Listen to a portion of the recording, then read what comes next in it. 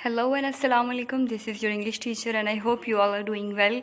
Welcome to my YouTube channel. तो आज के इस लेक्चर में हम क्लास 10th के जो हमारा यूनिट नंबर 3 है उसकी यानी जिस पोइम थी हमारी ट्राई अगेन उसकी एक्सरसाइज को डिस्कस करने वाले हैं। तो जो पोइम्स के एक्सरसाइजेज़ होती हैं उनमें जो क्वेश्चन आंसर्स होते हैं वो इतने इम्पॉर्टेंट तो नहीं होते, आते तो नहीं होते, लेकिन बेहतर है कि याद उनको कर लिया जाए क्योंकि आ भी सकते हैं। ठीक है, इतने इम्पॉर्टेंट नहीं होते, लेकिन ये है कि ये जो यूनिट नंबर 3 है हमारा, इसमें कुछ ग्रामेटिकल जो चीज़ें हैं वो बहुत इंपॉर्टेंट हैं पेपर के पॉइंट ऑफ व्यू से। सो ये एक्सरसाइज आपको सारी करनी ही चाहिए। तो चलिए अब टाइम वेस्ट किए बगैर स्टार्ट करते हैं। सबसे पहले देखें, इसमें हमारे पास कुछ सिनोनिम्स हैं।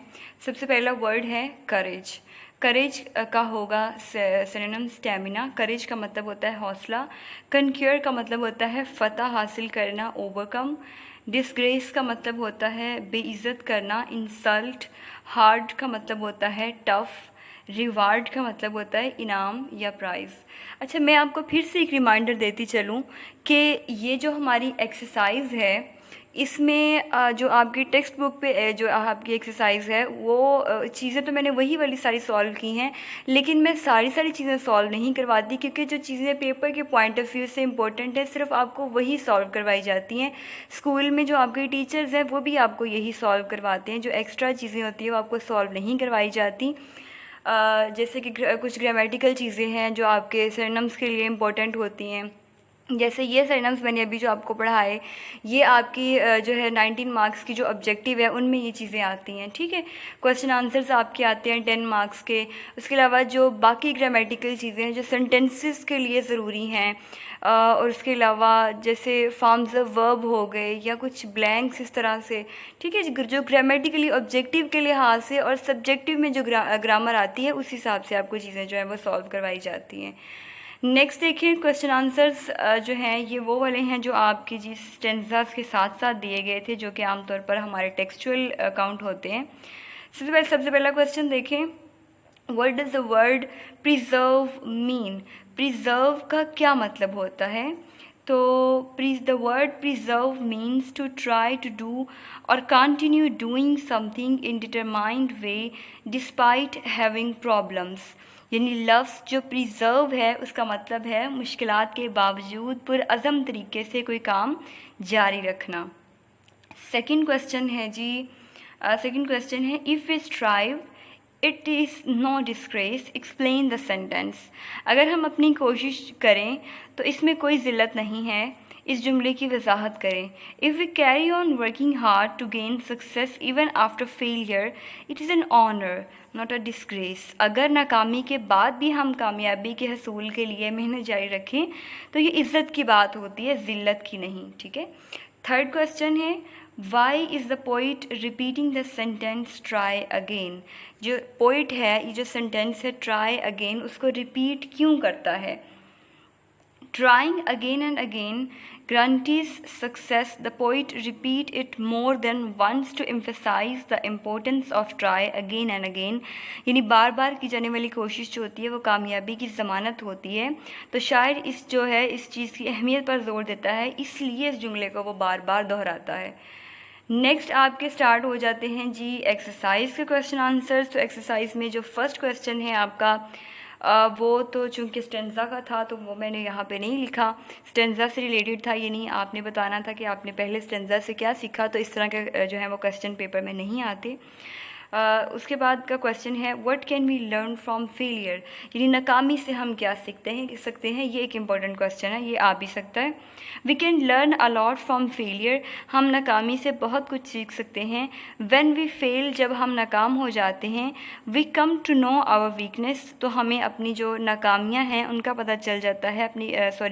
वीकनेस का मतलब होता है कमज़ोरी, एंड डेफिशिएंसी का मतलब होता है कमी। And deficiencies we get rid of such things and try in a new and better way, thus we are bound to succeed। तो इस तरह से हमें अपनी खामियों और कमज़ोरियों का पता चल जाता है और फिर हम इन्हें दूर करने के लिए एक नए और बेहतर तरीके से कोशिश करते हैं, यूँ कामयाबी यकीनी बनाई जा सकती है।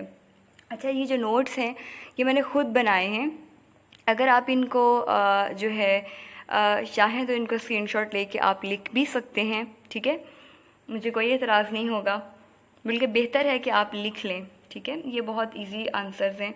इसके बाद लास्ट जो हमारा क्वेश्चन है, सॉरी ये लास्ट नहीं है, how many times should we try and why, हमें कितनी बार जो है वो मेहनत और कोशिश करनी चाहिए और क्यों करनी चाहिए।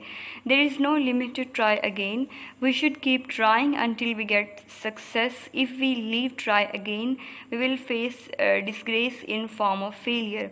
दोबारा कोशिश करने की कोई हद नहीं है, कामयाबी मिलने तक हमें कोशिश करते रहना चाहिए। अगर हम दोबारा कोशिश करना छोड़ दें तो नाकामी की सूरत में हमें ज़िल्लत का सामना करना पड़ेगा। What should we do if we find our task hard, अगर हमें अपना काम मुश्किल लगता है तो फिर हमें क्या करना चाहिए। We should not stop our struggle even if we find our task hard, हमें फिर भी अपनी स्ट्रगल को स्टॉप नहीं करना चाहिए, अगर हमें अपना काम मुश्किल लग भी रहा है तो भी नहीं करना चाहिए। If we keep on trying it will bring reward for us, अगर हम कोशिश करते रहेंगे तो इससे हमें सिला मिलेगा। Give an example of struggle from your life. अच्छा, यहाँ पे मैंने तो वैसे लिख दिया है, लेकिन बेहतर ये है कि आप अपनी मिसाल जो है वो अपनी ज़िंदगी का कोई ऐसा वाक़या जो है वो लिखें, ताकि जो है आप को ये अपनी जो अपना मैसेज है वो आप बेहतर तरीके से कन्वे कर सकें। और दैट्स इट ठीक है। उसके बाद ग्रामेटिकल पॉइंट ऑफ व्यू से कुछ चीज़ें हैं वो देख लेते हैं। सबसे पहले तो ये सिमिली आ जाता है। सिमिली जो है ये एक फिगर ऑफ स्पीच है, ठीक है। सिमिली जो है हम 9th क्लास में भी पढ़ चुके हैं, और सिमिलीज़ पे इंशाल्लाह फिगर ऑफ स्पीच पे इंशाल्लाह मैं बहुत सारी वीडियोस जो है वो रिकॉर्ड करने वाली हूँ। इसको लेके आपको प्रॉब्लम नहीं होगी। खैर मैं इसको फिर भी यहाँ एक्सप्लेन कर देती हूँ। सिमिली जो है, simile is a figure of speech in which two apparently unlike things are explicitly compared, usually in a phrase introduced by like or as। जब दो मुख्तलिफ़ चीज़ों का मुवाजना एक ही जैसी खूबियों की बिना पर like या as जैसे अल्फाज इस्तेमाल करके किया जाए तो उसे हम तशबीह कहते हैं, ठीक है। सिमिली को उर्दू में तशबीह कहते हैं। अच्छा, अभी इसकी कुछ एग्जांपल्स देख लेते हैं। He is as fast as horse, यानी वो ऐसे तेज़ है जैसे कि घोड़ा। अब देखें, वो जो है वो तशबीह दी ना। अब ही जो है डेफिनेटली ये तो हम जानते हैं किसी ह्यूमन बीइंग को जो है ना नाउन को रिप्लेस करने के लिए यूज़ हुआ ही, यानी ह्यूमन बीइंग का प्रोनाउन है। तो अब देखें, वो घोड़ा तो नहीं है, लेकिन उसकी जो खूबी थी उसको तशबीह दी गई घोड़े की खासियत के खूबी के साथ, तो ये तशबीह थी, ठीक है। इसको सिमिली कहते हैं। It is cold like ice, ठीक है, ये ऐसे ठंडा है जैसे कि बर्फ़। तो यहाँ पे भी बर्फ़ की जो ठंडक है उसके साथ तशबीह दी गई। अब यहाँ पे आगे कुछ जो है सर्टेन हमारे पास ये एक एक्सरसाइज है, इसको देख लेते हैं। एक्सरसाइज में चूँकि हमने सिमिली की डेफिनेशन पढ़ी है, तो आगे इस एक्सरसाइज भी जो है वो एक्टिविटी जो हम सॉल्व करने जा रहे हैं वो भी इसी की है। फर्स्ट वन देखें, on the cold winter day under the covers I kept as snug as bug in a rug, ठीक है। इसमें जो सिमिली है, जैसे कि हमने पीछे सिमिली में पढ़ा कि लाइक और एज जैसे वर्ड्स को मिला के हम जो है वो तशबीह देते हैं, तो इसमें as snug as bug in a रग, इसका क्या मतलब है। इसका मतलब है there were bugs in my bed, no, इसका मतलब ये तो बिल्कुल नहीं हो सकता। I was cosy in my bed, ठीक है, यानी अपने बेड पर वो था, तो ये इस चीज़ को लेके कहा गया है। सेकेंड देखिए, new teacher was as sweet as apple pie. अब क्या वो एप्पल पाई है? No, she is not an apple pie. अब यहाँ पे जो सिमिली का यूज़ हुआ है as sweet as an apple pie, यानी जो न्यू टीचर हैं वो बहुत नाइस हैं, ठीक है। इसका करेक्ट ऑप्शन ए वाला होगा, the new teacher was nice. Third देखिए, the leader was as wise as an owl. अब देखिए, लीडर जो है डेफिनेटली ये किसी ह्यूमन बीइंग की बात हो रही है, तो अब यहाँ पे भी उसकी जो अक्लमंदी है, उसकी जहानत है, उसको उल्लू से तशबीह दी गई, ठीक है। उल्लू जो होते हैं, आउल जो होते हैं वो बड़े होशियार होते हैं, एक्टिव होते हैं। तो यहाँ पे जो सिमिली का यूज़ हुआ है as wise as an owl, ठीक है। तो यहाँ पे क्या बात की गई, the leader thought he could fly, ये सोच रहा है कि वो उड़ सकता है। जी बिल्कुल, ये बात तो नहीं हुई है। थर्ड ऑप्शन लास्ट वाला देखें, the leader new a lot of things, यानी वो बहुत सारी चीज़ों के बारे में जानता है, यानी होशियार है, अक्लमंद है। फोर्थ वन देखें, the shopping centre was like a 3 ring circle the day before Eid. अब इस सेंटेंस को पढ़ के हमें पता चल रहा है कि क्या बात हो रही है, ठीक है। द सिमिली लाइक, अब जब सिमिली देखें, लाइक अ 3 रिंग सर्कस, लाइक अ 3 रिंग सर्कस मीनिंग, इसका क्या मतलब है? The shopping centre was really busy, ठीक है, यानी रिंग जो हैं वो बिल्कुल आपस में कड़ियों की तरह साथ साथ मिली हुई हैं। तो इस तरह ये बात हुई कि इसने यहाँ पर ये बात की गई है कि यानी जो शॉपिंग सेंटर होता है वो ईद से पहले बहुत मसरूफ़ होता है। फिफ्थ वन देखें, Danish through such a temper outburst over such a teeny thing, he was acting like a baby। वो एक बच्चे की तरह बिहेव कर रहा था। एक्टिंग लाइक अ बेबी का क्या मतलब है कि वो मेच्योर था? No, he was not mature, he was acting like child, ठीक है, चाइल्डिश बिहेवियर था उसका।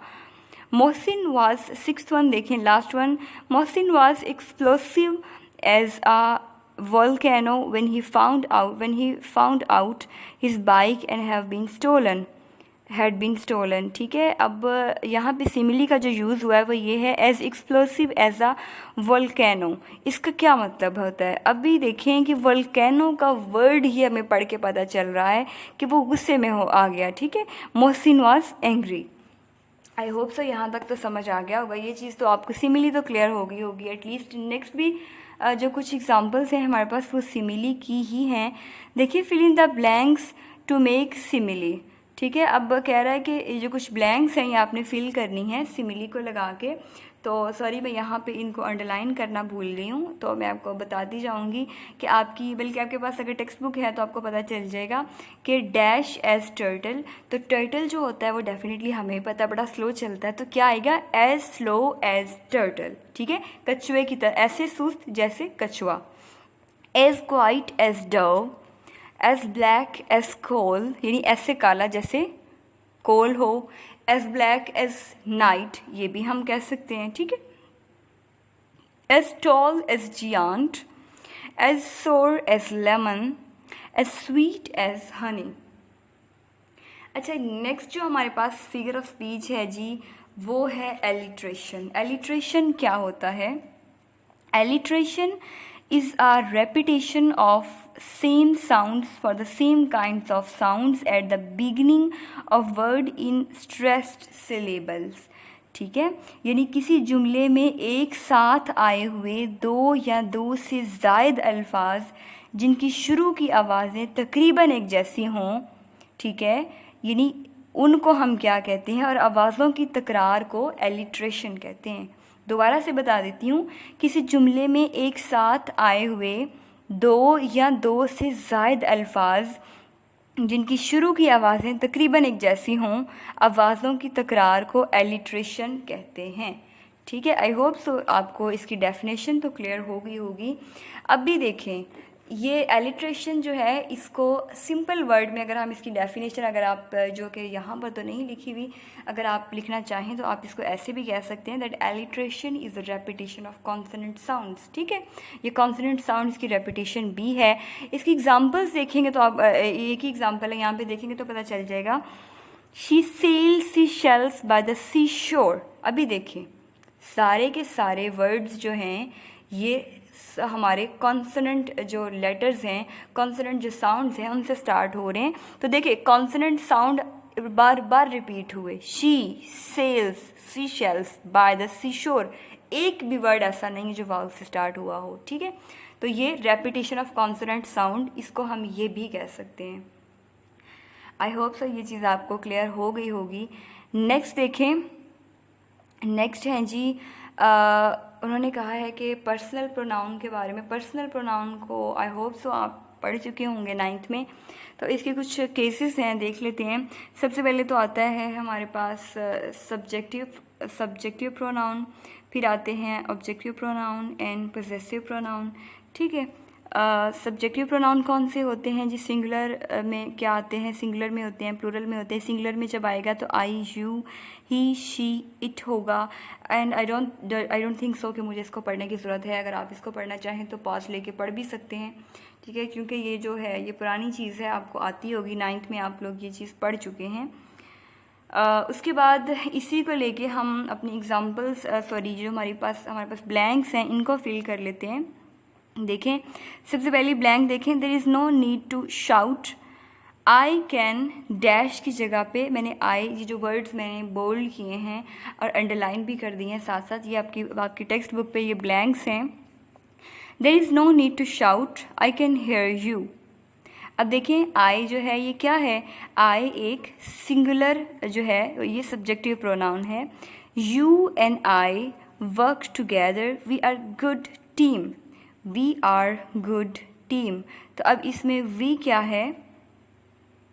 वी जो है ये भी सब्जेक्टिव प्रोनाउन है, लेकिन ये प्लूरल में आ जाता है, ठीक है। आई जो है ये सिंगुलर में आता है, जबकि वी जो है ये प्लूरल में आ जाता है। We have got a bit of problem, could you help us please. You जो है ये हमारे पास फिर से अगेन सब्जेक्टिव प्रोनाउन में सिंगुलर में आ गया, और उसके बाद जो अस है ये जो है ऑब्जेक्टिव प्रोनाउन में प्लूरल में आता है, ठीक है। अगर आप ऊपर दिया गया टेबल आपने पढ़ा होगा तो आपको ये चीज़ें समझ आ रही होंगी। This is a good photo, isn't it, it is Sameena in it. अब देखिए, इट का जो यहाँ पे प्रोनाउन यूज़ हुआ है ये भी हमारे पास जो है वह सब्जेक्टिव प्रोनाउन है, ठीक है। बार बार वही जो है वो सब्जेक्टिव प्रोनाउन में जो हमारे पास सिंगुलर है उसमें यूज़ हुआ है। Yes, that's she, look she is next to Fahad, she. अब यहाँ पे शी यूज़ हुआ है, अगेन सब्जेक्टिव प्रोनाउन सिंगुलर में आ गया, ठीक है। शी, ही, शी, इट जो होते हैं हमारे पास सिंगुलर सब्जेक्ट्स होते हैं। हु डिड दिस मूविंग, किसने ये किया? Who did this moving. अब इसमें कुछ भी नहीं ऐसा यूज़ हुआ, तो इसी का पार्ट बी देखें, I did it this morning, it, again वही इट आ गया सब्जेक्टिव प्रोनाउन में सिंगुलर जो प्रोनाउन था। नेक्स्ट देखिए 6 वाले में, इज़ दिस अहमद्स बैग, क्या ये अहमद का बैग है? इसमें कोई प्रोनाउन नहीं आ रहा, तो इसके बी वाले पार्ट में देखिए, no he didn't bring one, it can't belong to him. अब यहाँ पे ही और हिम आ गया है हमारे पास, तो अगर आप ऊपर दिया गया आपने टेबल देखा होगा तो आपको पता चल जाएगा कि ये कहाँ पर आ रहे हैं। लाइक हिम जो है ये ऑब्जेक्टिव प्रोनाउन में आया है और ये सिंगुलर है, ठीक है। और ही जो है ये सब्जेक्टिव प्रोनाउन में आया है और ये सिंगुलर है, ठीक है। 7th वाले में देखें, I am looking for my shoes, have you seen them, you and them. यहाँ पे 2 वर्ड्स यूज़ हुए हैं, 2 प्रोनाउंस यूज़ हुए हैं, यू एंड देम। यू कहाँ पे हमने पढ़ा था? सब्जेक्टिव प्रोनाउन में सिंगुलर में यू है, और देम जो है ये हमने कहाँ पढ़ा था? अगर आपने टेबल जो है वो अच्छे तरीके से पढ़ा होगा, देन आई होप सो कि आपको जो है इसको सॉल्व करने में प्रॉब्लम नहीं होगी। जो हमारा ऑब्जेक्टिव प्रोनाउन है उसमें प्लूरल में देम आता है, ठीक है। इसी का पार्ट बी देखें, yes they are here, yes they are here. अब इसमें दे प्रोनाउन है, तो दे क्या है? सब्जेक्टिव प्रोनाउन में प्लूरल में आ रहा है, ठीक है। सब्जेक्टिव प्रोनाउन में ये प्लूरल में आता है। नेक्स्ट देखें, डिग्रीज ऑफ एडजेक्टिव। अच्छा, डिग्रीज ऑफ एडजेक्टिव क्या होता है भाई? ऑब्जेक्टिव का हमें एडजेक्टिव का हमें पहले पता होना चाहिए। सबसे पहले तो मैं आपको इसकी प्रोनाउंसिएशन क्लियर करती जाऊँ। आमतौर पर जो लोग हैं इसको एडजेक्टिव पढ़ते हैं, तो यहाँ पे मैं क्लियर करती जाऊँ कि ये एडजेक्टिव नहीं होता, इसकी जो एग्जैक्ट प्रोनाउंसिएशन है वो एडजेक्टिव होती है, ठीक है। तो अभी यहाँ पे देखें कि एडजेक्टिव की जो एडजेक्टिव, आपको एडजेक्टिव की डेफिनेशन तो पता ही होगी नहीं, जिसमें किसी की खूबी खामी बयान की जाती है उसको हम एडजेक्टिव कहते हैं। तो इसकी 3 डिग्रीज होती हैं, पॉजिटिव, कंपैरेटिव एंड सुपरलेटिव, ठीक है। सबसे पहले तो बात कर लेते हैं पॉजिटिव डिग्री की कि पॉजिटिव डिग्री होती क्या है। पॉजिटिव डिग्री का जो इस्तेमाल है वो किसी नाउन के बारे में मज़ीद मालूमात देने के लिए किया जाता है। ठीक है, अगर मैं आपसे फॉर एग्जांपल ये बात कहती हूँ कि that Aslam is a good teacher, तो अब देखिए असलम तो यहाँ पे नाउन है, तो यहाँ पे हमें नाउन के बारे में एडिशनल इन्फॉर्मेशन मिली ना कि वो एक अच्छा टीचर है, तो ये इसकी एग्जांपल थी। सेकंड है कंपैरेटिव डिग्री। कंपैरेटिव डिग्री को अगर हम इसका सिर्फ नाम देखें तो हमें नाम से ही पता चल रहा है कि कंपैरेटिव का जो वर्ड है ये कंपेयर से निकला, यानी मवाजना करना। ठीक है, इस डिग्री का मतलब है दो नाउन के दरमियान मवाजना के लिए इस्तेमाल किया जाता है। फॉर एग्जांपल यहाँ पे तो बुक पे तो नहीं एग्जांपल लिखी, एनीहाउ मैं आपको बताती हूँ। फॉर एग्जांपल जैसे मैं कहती हूँ कि Aslam is a better teacher than Salman. ठीक है, बेटर, अब देखें दो पर्सन्स हैं हमारे पास, मैंने बात की Aslam is better teacher than Salman, तो अभी दो लोगों का मुकाबला हुआ है कि एक जो है वो दूसरे से अच्छा है, असलम जो है वो सलमान से अच्छा है। तो जहाँ पे कंपैरिजन किया जाता है यानी एक को दूसरे से बढ़ के जो बयान किया जाता है तो उसको हम कंपैरिजन करना कहते हैं, मवाजना करना कहते हैं। सुपरलेटिव डिग्री क्या होती है? सुपरलेटिव डिग्री में याद रहे कि एक चीज़ को सब पे बर्तरी दे दी जाती है, सब पे फौकियत दे दी जाती है। सुपरलेटिव डिग्री का इस्तेमाल जो है नाउन के ग्रुप का बाकी तमाम नाउन से मवाजना, यानी एक चीज़ का मवाजना जो है वो सबसे किया जाता है। इसमें कंपैरिजन नहीं होता बल्कि एक चीज़ का जो है, एक चीज़ को बर्तरी दे दी जाती है सब चीज़ों के ऊपर, उसका मवाजना होता है। Aslam is the best teacher in our class, sorry in our school. अब देखिए स्कूल में कितने सारे टीचर्स होते हैं ना, ऐसे ही है स्कूल में स्कूल की स्ट्रेंथ के हिसाब से जो है वो टीचर्स हायर किए जाते हैं। तो एक स्कूल में बहुत ज़्यादा टीचर्स होते हैं, लेकिन अभी देखिए उसने कहा Aslam is the best teacher in our school, तो असलम जो है उसको सब पे फौकियत दे दी, उसका मुकाबला किसी एक के साथ तो नहीं ना हुआ, सब के साथ हुआ, तो सब पर फौकियत दे दी गई। सॉरी इसको मैं पढ़ना छोड़ दिया, मैंने इसको पढ़ा नहीं, सॉरी। पॉजिटिव डिग्री देखिए hard and interesting. Comparative degree जो होती है उसके साथ हम एंड पे मोस्टली ER लगाते हैं, और अगर वो जो है ER पर एंड ना हो रही हो तो फिर हम मोर लगा के इसको हम कंपैरिजन करते हैं। ठीक है, और जो सुपरलेटिव डिग्रीज होती हैं मोस्टली वो EST पर एंड होती हैं, लेकिन अगर EST पर एंड ना हो रही हों तो फिर हम उनके साथ मोस्ट लगाते हैं। ठीक है, याद रहे कि कंपैरेटिव डिग्रीज जो होती हैं उनसे पहले अगर तो ER ना लग रहा हो तो हम मोर लगाते हैं, और अगर सुपरलेटिव डिग्री में EST पर हमारी डिग्री जो है वो एंड ना हो रही हो तो हम मोस्ट लगाते हैं। ठीक है, इसको सुपरलेटिव डिग्री बनाने के लिए थोड़ा सा इसको जूम कर देती हूँ ताकि आपको जो है वो क्लियर हो जाए। सबसे पहले देखें ब्लैंक्स हैं ये। My family and I went to visit Mary last summer, of all the summer I have had would say this was the best। अब देखें बेस्ट समर एवर, सॉरी ये ब्लैंक थी, इसको मैं बेस्ट पढ़ गई। देखें गुड की जो है ना ये गुड, बेटर एंड बेस्ट, ये सुपरलेटिव डिग्री यहाँ पे यूज़ हुई है क्योंकि यहाँ पे एक समर का जो मवाजना है वो सारे समर्स के साथ हुआ है। तो फिर क्या हुआ कि यहाँ पे हमने सुपरलेटिव डिग्री का यूज़ किया, क्योंकि हमने पीछे ये पढ़ा कि हम जब एक चीज़ का मवाजना सभी से करते हैं तो फिर वहाँ पे हम सुपरलेटिव डिग्री का यूज़ करते हैं। सेकंड देखें, in Murree we enjoyed the horse ride, I rode a horse that ran dash and dash fast on the hills, faster and faster, तेज़ और तेज़, यहाँ पे कंपैरेटिव डिग्री का यूज़ होगा। We also climbed a tree and when reached the highest branch I was dash tired than my sister। अब दो लोगों का मुकाबला हुआ है, मेरा और मेरी बहन का, तो आई होप सो आपको समझ आ गई होगी यहाँ पे मैं कौन सी डिग्री का यूज़ करने वाली हूँ। डेफिनेटली टायर्ड को हम टायर्डर में तो चेंज करते नहीं हैं, तो इससे पहले हम मोर लगाएंगे। ठीक है, फोर्थ वन देखें, I bought a jacket which was quite, I bought a jacket which was quite dash and dash expensive and my sister chose a sweater because she found it much dash cheap to buy। अब यहाँ पे पहले जो हमारी blank है उसमें expensive as it is आ जाएगा। ठीक है, और उसके बाद चीप की यहाँ पे सेकंड डिग्री यूज़ होगी यानी चीपर आ जाएगा। ठीक है, आई होप सो यहाँ तक तो आपको क्लियर हो गया होगा। लास्ट जो है इसकी एग्जाम देख लेते हैं, ये blank. After our trip I feel I am the luckiest boy on the earth. यानी सबसे ज़्यादा खुशकिस्मत हूँ। ट्रिप के बाद मुझे फ़ील हुआ कि मैं सबसे ज़्यादा खुशकिस्मत हूँ। तो अब एक बंदे का मुकाबला जो है वो सबसे हुआ है ना, तो फिर यहाँ पे हमने सुपरलेटिव डिग्री का यूज़ किया। नेक्स्ट देखिए ऑर्डर्स ऑफ एडजेक्टिव। पहले हमने क्या पढ़ा था, हमने डिग्रीज़ पढ़ी थी। अभी हम जो चीज़ पढ़ने वाले हैं वो ऑर्डर्स पढ़ने वाले हैं। तो इन चीज़ों का आपने ख्याल रखना है, इनको मिक्सअप नहीं करना, ये दोनों मुख्तलिफ चीज़ें हैं। डिग्रीज़ और होती हैं, ऑर्डर्स और होते हैं, ठीक है। Degrees of adjective, when a number of adjective are used together और order depend on the function of adjective, the usual order is, ठीक है। इस तरह से जो हमारे पास तरतीब होगी उसमें हम उसको किस तरह से बताएंगे। यानी सबसे पहले हम वैल्यू या ओपिनियन की बात करेंगे, फिर उसके साइज़ की, फिर एज की या ओपिनियन की, फिर शेप की, फिर कलर की, ओरिजिन की, मटेरियल की, ठीक है। इस तरह से हम इस पर बात जो है वो करते जाएंगे। ये सेंटेंसेस हैं कुछ, इनको अगर आप जूम करके देखेंगे तो आपको नज़र आ जाएंगे कि मैंने इनको अरेंज करके लिखा है।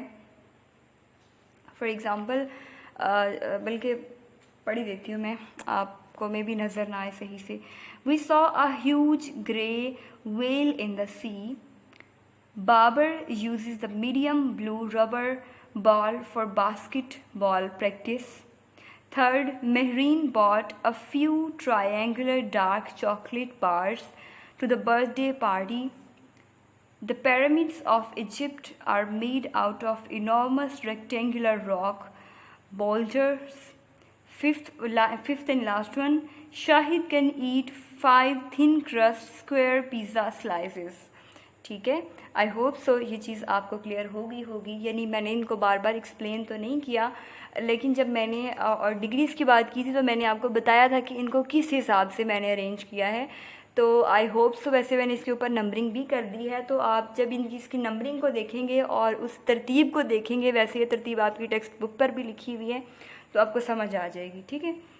ये कोई इसमें परेशान होने वाली बात नहीं है, ये बहुत ही ईजी है। एडजेक्टिव फ्रेज क्या होते हैं?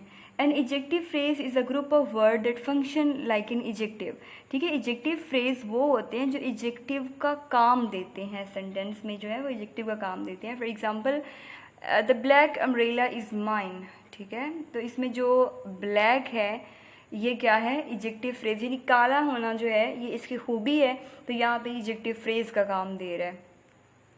नेक्स्ट देखें, इसी की एक्टिविटी को डिस्कस कर लेते हैं। उन्होंने कहा है कि pick out the adjective phrase in each sentence. हमने हर सेंटेंस में जो है एडजेक्टिव फ्रेज को देखना है।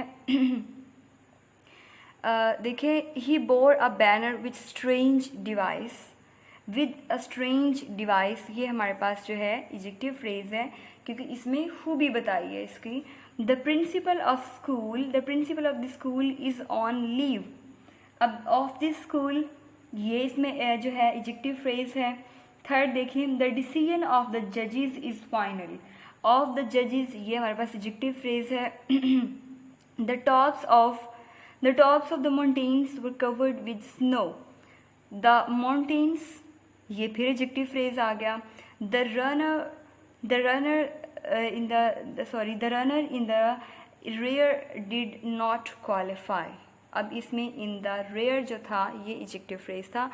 यहाँ पर हमारी एक्सरसाइज जो है वो कंप्लीट होती है। Thank you so much. अगर आपने मेरी वीडियो एंड तक देखी, मेरी वीडियोस को लाइक करना और चैनल को सब्सक्राइब करना मत भूलें, क्योंकि डेफिनेटली मैं आप लोगों के लिए कोई फजूल मटेरियल तो लेके नहीं आ रही। इस पर बहुत जब वीडियो जो है रिकॉर्ड की जाती है तो डेफिनेटली बोलना पड़ता है, बहुत मेहनत दरकार होती है। तो प्लीज़ जो है मेरे चैनल को सब्सक्राइब करना और वीडियोस को लाइक करना मत भूलें। अगर आपको किसी चीज़ की समझ नहीं आई तो आप कमेंट में पूछ सकते हैं, मैं आपके क्वेश्चन का जो है आंसर ज़रूर करूँगी इंशाल्लाह। Thank you so much.